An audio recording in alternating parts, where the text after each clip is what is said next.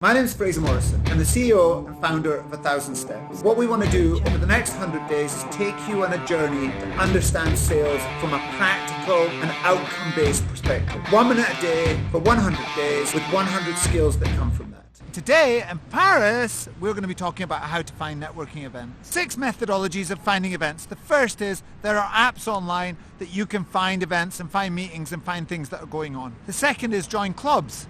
All sorts of things, speaking clubs, clubs for business, you name it, they have events. The third is co-working spaces. You can actually join co-working spaces, you can join their databases and they will tell you about their events. The next is federations and societies, really the same thing, but you can join a federation, you can join a society, they're always having events and that's a very targeted world that you can actually step into. Finally, groups. Groups of people, groups where people meet up. Whenever there's new people coming into different groups, it's a great way of networking, it's a great way of meeting people, it's a great way of making friends. Your task for today is to find an app that you can download and use for finding events in your area, and I will see you tomorrow.